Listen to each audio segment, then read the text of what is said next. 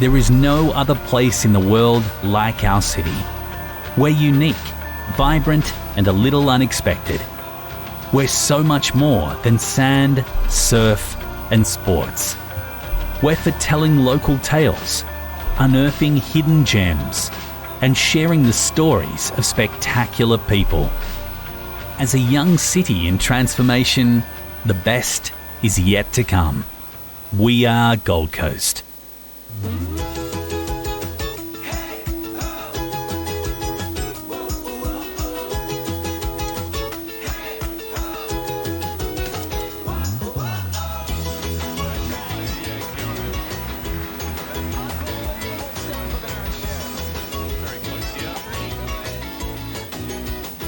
Lawn bowls. Wish I found it earlier.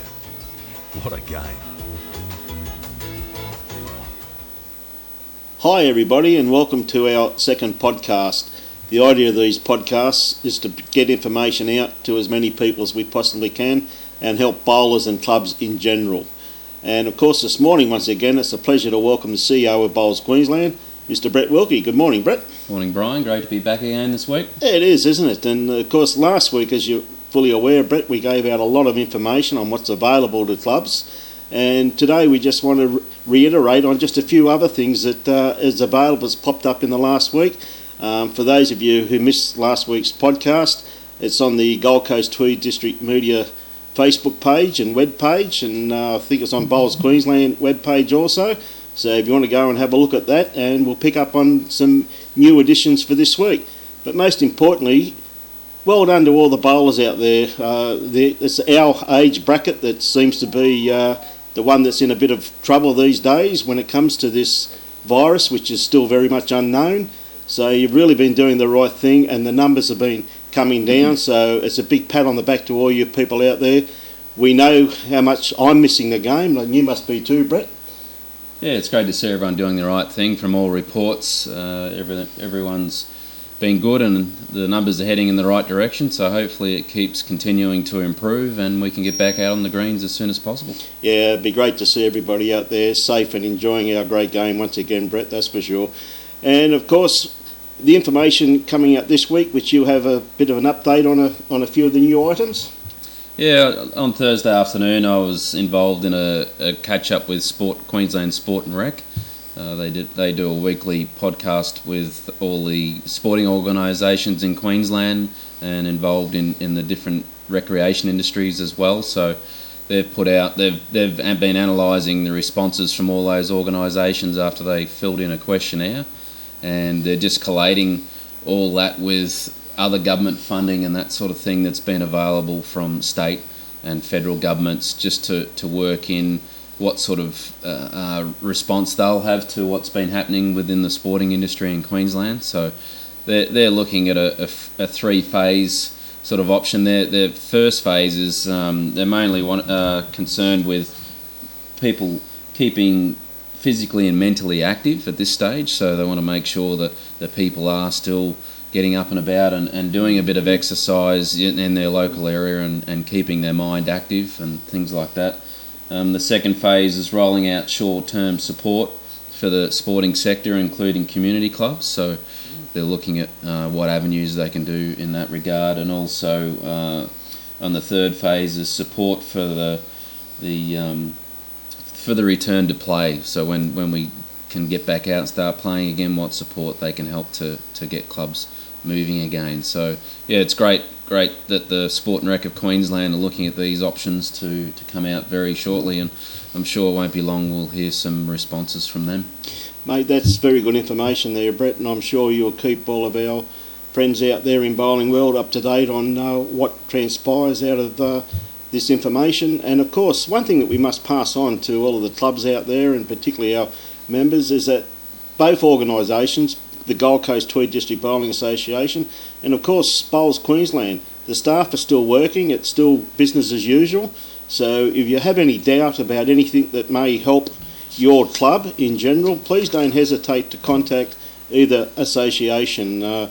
I know the phones are still manned, Brett, up at Bowls Queensland, and staff are still working very hard. Yeah, they're all working from home at the moment predominantly, but going in 1 day a week into the office, so they're all available to answer any questions or anything like that, or also just to have a chat. I think it's really good to encourage everyone to stay in contact with each other at their clubs and also neighbouring clubs and things like that. So it's really important to stay in contact. And I know Kath, I spoke to her this morning, our receptionist. She said she's happy if anyone wants to call and have a chat. She's only too happy to oblige.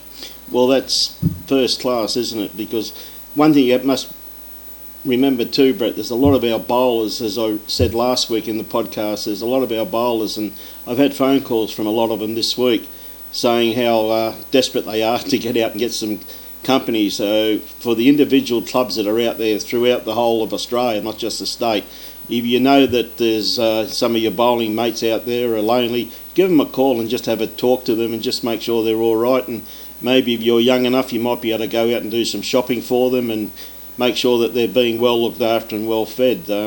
I must say that I was very impressed. In actual fact, I called into one of the smallest clubs the other day on the Gold Coast, which is the Canungra Bowling Club, and the person down there who's the providor was cooking up some spare turkeys and that they had in the freezer, Brett, to they were having a busload come in, and of course they bought the food there 3 or 4 weeks ago, and of course it's got cancelled through the conditions of what's about at the moment, not being allowed to play. So they cooked the turkeys up in the food, and they were taking it out to all of their older members, which I thought was a pretty good gesture on their behalf. So they're giving up their time to make sure that their fellow members are still being looked after, make sure the food doesn't go to waste. So there again, just one of the smallest clubs floating around looking after each other, and that's what I encourage people to do. And you have any queries or anything, please contact Bowls Queensland or the Gold Coast Tweed District, and we'll try and help you where we can. And what else has been happening out there as far as information this week, Brett? Some updates on events. I didn't mention last week that the New South Wales versus Queensland Test Series has been cancelled. So we have an under-18 Test Series that was due to be held in Queensland in early July. So that's been cancelled for 2020. And then later in July, we had planned for Queensland to travel down to Tarrant Point in New South Wales to play in under-25s Open. And also this year we're looking at bringing in a new category of the age group from 40 to 59. So unfortunate that they're all cancelled this year.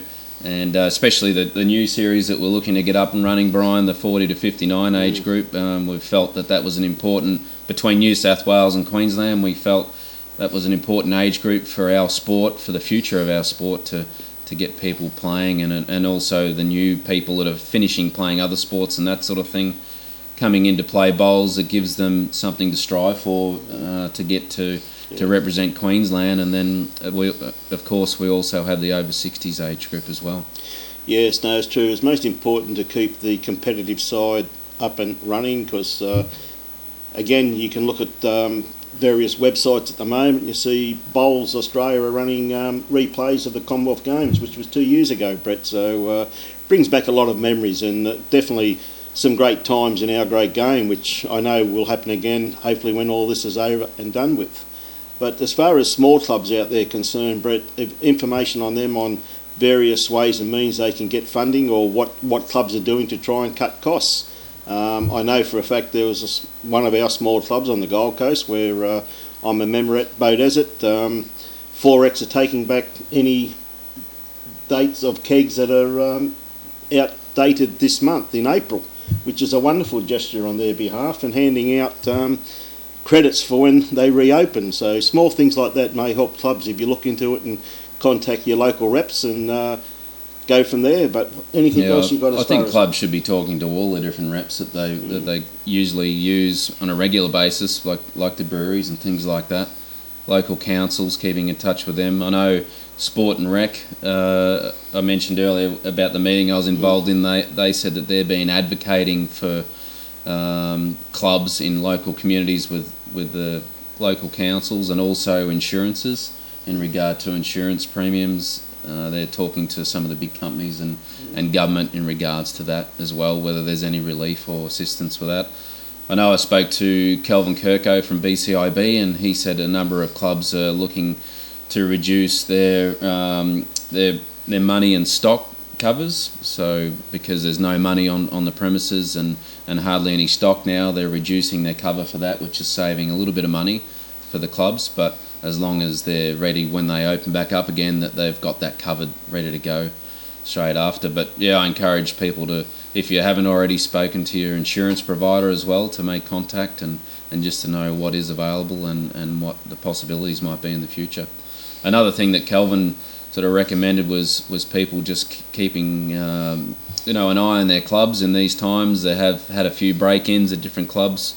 He said especially during the daytime and late afternoons. So if people could, if they happen to be out driving to the shop or anything like that, to maybe swing past the local bowls club just to keep an eye on it. If no one's there volunteering or working on the greens, etc., just to keep an eye on it, make sure that nothing's been touched around the club. There's some good advice in that one there. There's a lot of time when things are tough like this that we do get a lot of break and enters and that, and it's sad, but it just reflects on society today. But if you just driving past your clubs, just swing past and have a quick look around and make sure everything's A-OK. I know the greenkeepers are still working, but I can guarantee you we're not there 24 hours a day, but we are there sometime during the day.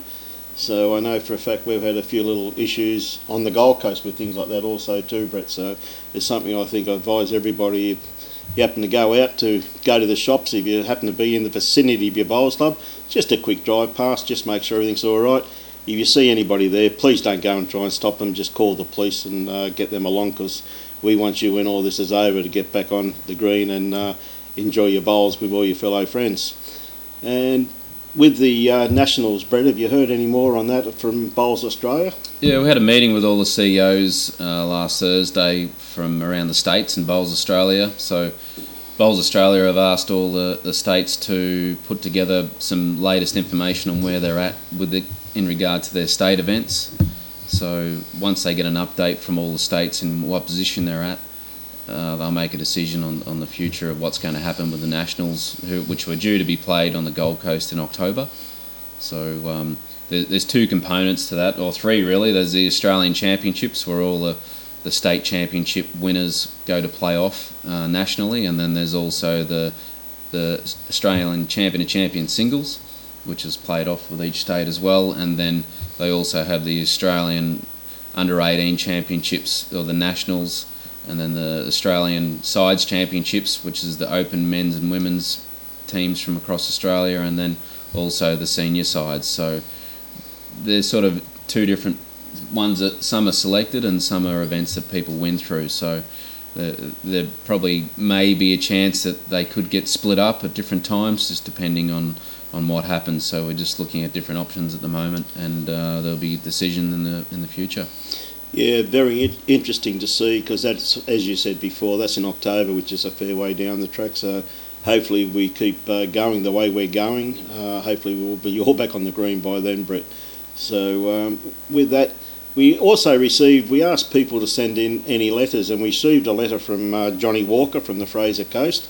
And as always, John's touched on some very good points, Brett. And, he's always got a lot of good feedback from the Fraser district. Yeah, no, it's something though, John, I won't just reiterate on just at the moment, because we received your email just as we were going to air, but I will submit this email for discussion at the next Bowls Queensland board meeting, because you've got some great points there raised, and as I said, I think it'd be best raised at board level first, and next time we have a podcast we'll get back to you on some of that information.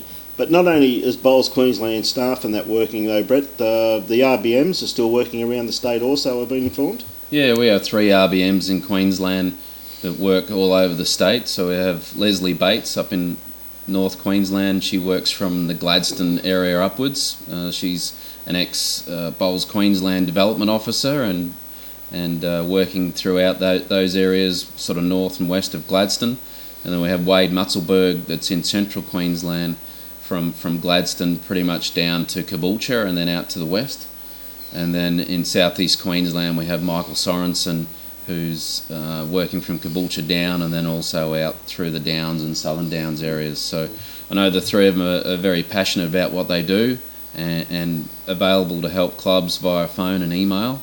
And if you haven't touched base with them, and if you're working from a home email or things like that, I'd encourage all clubs to contact them, give them your latest contact details so they can keep in contact with you, and if there's anything they can assist you with, they'll be only too happy. I know Wade's an ex-accountant, he's got a lot of great experience in that area, and Michael's an ex-club manager and worked in sort of many pubs and clubs, so they all have a different range of experience that they can draw on, and they also work together, so if they can't help answer a question in a certain respect, well then they bounce ideas off each other, and Bowls Queensland also work closely with the RBMs as well, so if one can't answer the question, we always continually bounce things off each other and try and do whatever we can to help clubs and districts.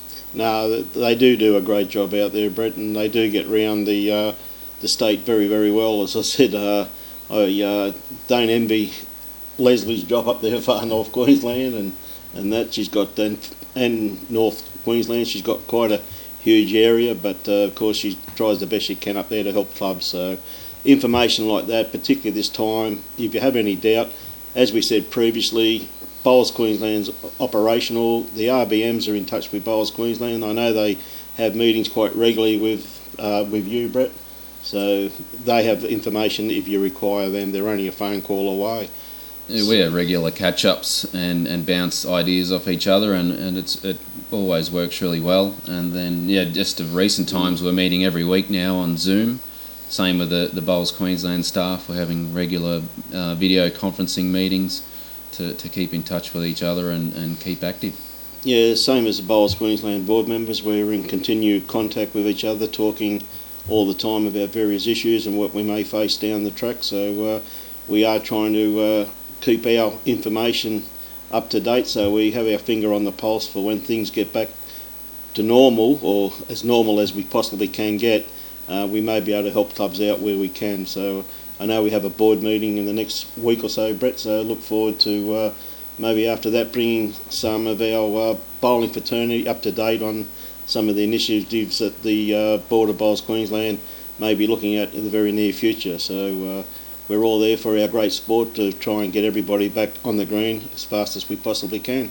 I think it's important to keep planning for what's coming up, and clubs need to keep in contact with their committees and districts and things like that, making sure that they're on top of what's happening now and also planning for the future. I know we don't know exactly when we're going back, but if in continual contact and assessing what's happening and planning for the future, I think it's good to always have that plan in place, keeping in contact with each other. Well, that's ever so true. And just for everybody's notice, you probably see those two bowls on the table. Mine does have chalk on it. Brett's does not. So I just wanted to pass that vital bit of information on to everybody. So with that, Brett, is there anything else you'd like to tell bowling world out there at the moment? There's one thing that Bowls Queensland have an online database, so we're encouraging, I think this is a great time for any clubs or districts that aren't on our online database to get in contact with Roxanne at Bowls Queensland. It's a great sort of tool that we have for clubs and districts to use. They can have access to their own database to do small updates and things like that, personal information, and also know exactly who they've got and what their details are. So things like Form 2s and things like that can be submitted online. So I encourage any clubs or districts not involved in that already to get in contact with Roxanne at bowlsqld.org, and she'll be only too happy to run you through and teach you how to use it. It is quite easy to get hold of, so and Roxanne's only too pleased to teach any new people coming on to help them save it a lot of paperwork. Yeah, once again too, as you said, Brett, an absolute fantastic time to be doing that, so get everybody up to date. Do it straight away on the computer. It goes straight through. Districts can pick up the information, so it really does help everybody. So again, once again, a great initiative, and good to see the staff still working. As we always know, they do a great job up there, they really do, and they continuing along that phase. What about anything else out there for the punters? I think a lot of clubs, I've heard a lot of clubs that have registered for the JobKeeper initiative, the people that have staff. I know, for example, Musgrave Hill advised me they've committed to 19 staff, which is great to keep them going on the JobKeeper. So, yeah, if you haven't registered, I encourage clubs with staff to register for the JobKeeper. And we've also got another update that we've received from Bowls Australia on things that they're continually updating us with what's available throughout state and national government. So we'll continue to monitor those and to send out to clubs and put on our website and things like that. And we also envisage that there'll be more coming out in the near future to keep an eye on.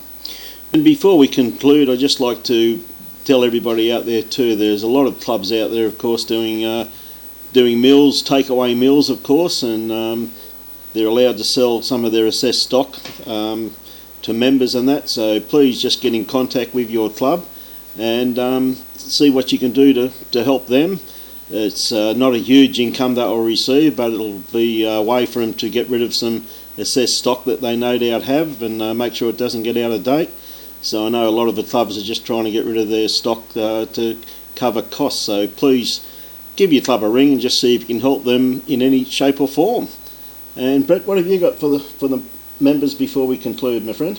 I know we've been uploading a lot of our games on YouTube for people that aren't on Facebook from last year and also earlier this year. We've got a lot of our live stream games that we're putting on YouTube for anyone to access. So if you're looking for a bit of entertainment, I know the Gold Coast media team have been replaying a lot of their games on their Facebook as well.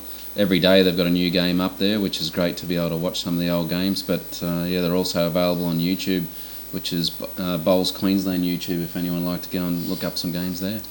Definitely some great games there in the archives, Brett. I've been watching a few, having not else much to do in the early evening, so it's been fantastic to watch some of those old games, and particularly some from the district sides and that. It's been, because this year we do miss seeing all of our country cousins this year, with the district sides, of course, are going to be played at the end of this month, which we all know had to be canned for the simple fact of the virus that's about. So it just brings back good memories of seeing some of those districts out there doing battle and proudly representing their districts. So with that, ladies and gentlemen, this will conclude the podcast, and I'd just like to say to everybody out there, keep safe. I hope you had a very happy Easter.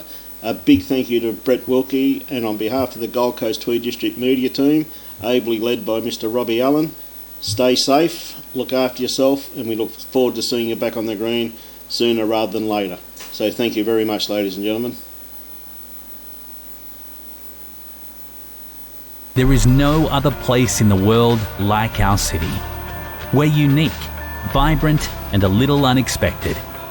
We're so much more than sand, surf, and sports. We're for telling local tales, unearthing hidden gems, and sharing the stories of spectacular people.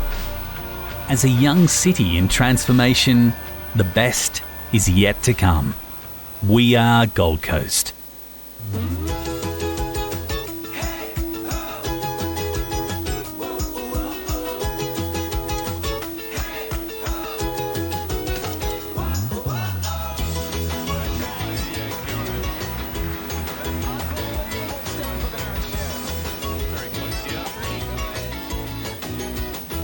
Lawn bowls. Wish I found it earlier.